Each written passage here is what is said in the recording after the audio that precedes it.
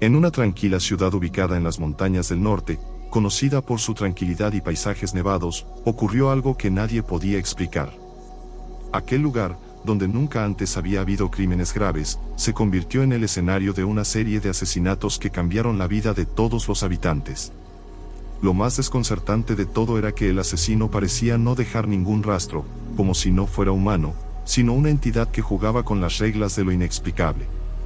El primer asesinato ocurrió en diciembre, cuando los habitantes ya se preparaban para las fiestas de Navidad. Sara, una joven madre, salió una noche a comprar regalos para sus hijos. No regresó. Su cuerpo fue encontrado días después, en las afueras de la ciudad, en un pequeño claro del bosque que casi nunca visitaba a nadie. Estaba cubierta de nieve, pero lo más extraño fue cómo fue encontrada. Parecía haber sido puesta allí con sumo cuidado, envuelta en su abrigo, con una expresión de paz en el rostro, pero con heridas que no coincidían con un ataque común. Las autoridades locales, desconcertadas, intentaron buscar explicaciones racionales, pero ninguna encajaba. Lo más perturbador fue la falta total de huellas en la nieve. Con el paso de los días, comenzaron a aparecer rumores. Algunos decían haber visto a una figura alta y delgada merodeando por las calles a altas horas de la noche, pero nadie podía describir claramente su rostro. Lo llamaban el espectro. Según los testigos, no era una figura humana común, se movía de una manera extraña, como si flotara, y siempre desaparecía en la niebla antes de que alguien pudiera acercarse. La niebla en esta ciudad montañosa era un fenómeno común, pero nunca había sido tan espesa, tan constante. Parecía surgir de la nada, envolviendo las casas, los caminos y a sus propios habitantes, envolviendo todo a su paso. El segundo asesinato sucedió solo 2 semanas después. Esta vez, la víctima fue un hombre, Raúl, un comerciante local que regresaba tarde de su tienda.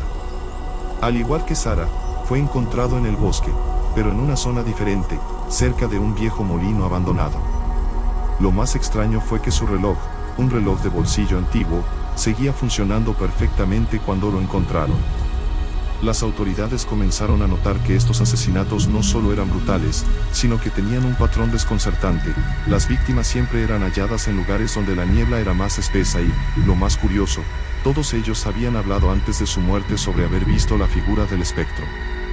El pueblo, antes tan pacífico, comenzó a ser presa del pánico. Nadie salía de sus casas después de las 6 de la tarde. Las puertas se cerraban con llave y las ventanas se aseguraban con tablones. Sin embargo, a pesar de todos los esfuerzos, los asesinatos continuaban. Cada 2 semanas, otra víctima aparecía en un rincón diferente del bosque, cada una con una herida en el pecho que parecía haber sido hecha con una cuchilla afilada, pero de forma extrañamente precisa. Entre los habitantes, los rumores se desbordaron. Algunos creían que el espectro no era un ser humano, sino el fantasma de un antiguo asesino que había vivido en el pueblo siglos atrás, alguien que nunca fue atrapado y que, según la leyenda local, fue ejecutado por un crimen que no cometió. Otros, más supersticiosos, hablaban de una maldición que pesaba sobre el pueblo debido a antiguos rituales que se habían realizado en ese bosque. Pero fuera cual fuera la explicación, el miedo solo crecía. Daniel Torres, un detective forense retirado que había decidido mudarse al pueblo para llevar una vida tranquila, no pudo mantenerse al margen. Algo en estos asesinatos lo atraía de una manera que no podía explicar. Aunque intentaba convencer a su esposa de que no se involucraría, su instinto como investigador lo empujaba cada vez más cerca del misterio.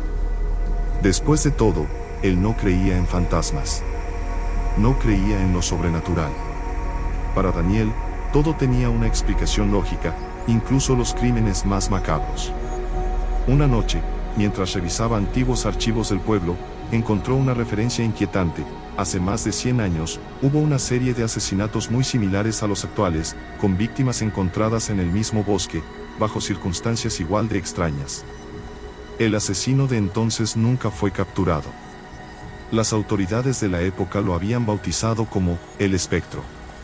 Según los informes, el sospechoso había sido un hombre llamado Joaquín Suárez, un ermitaño que vivía en las montañas, acusado injustamente de brujería y asesinado por una turba enardecida. Desde entonces, la leyenda decía que su espíritu vagaba por el bosque, vengándose de quienes lo habían condenado. Aunque la historia parecía más una leyenda que un hecho real, Daniel no pudo evitar sentirse intrigado. Decidió visitar el lugar donde, según los archivos, había vivido Joaquín. Al llegar, lo que encontró fue más perturbador de lo que había imaginado.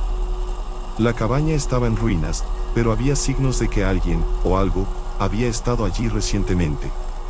Hizo varias fotografías del lugar, capturando sombras y formas que parecían desvanecerse en la niebla.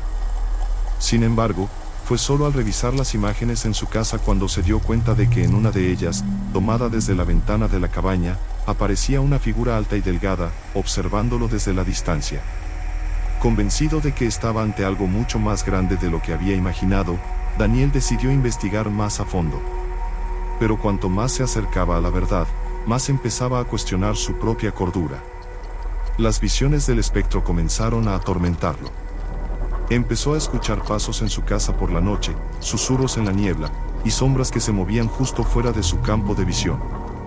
Su esposa, preocupada por su creciente obsesión, intentó convencerlo de abandonar el caso, pero Daniel ya estaba demasiado involucrado. La última noche antes de desaparecer, Daniel escribió en su diario: "El espectro no es solo una leyenda. Lo he visto. Me está observando. Y sé que soy el siguiente". Nunca más se supo de él. Su casa fue encontrada vacía, y las fotografías que había tomado, junto con su diario, desaparecieron misteriosamente. Los asesinatos continuaron durante varios años más, hasta que, de repente, cesaron. El espectro desapareció tan misteriosamente como había llegado, dejando tras de sí solo miedo y leyendas. El pueblo nunca volvió a ser el mismo, y hasta el día de hoy, los habitantes evitan hablar de los crímenes. Algunos dicen que el asesino fue atrapado finalmente, otros creen que fue una manifestación de algo mucho más oscuro y antiguo. Sin embargo, una cosa es segura: aquellos que buscan respuestas en el bosque a menudo terminan desapareciendo, como si el espectro aún vigilara desde la niebla, esperando a su próxima víctima.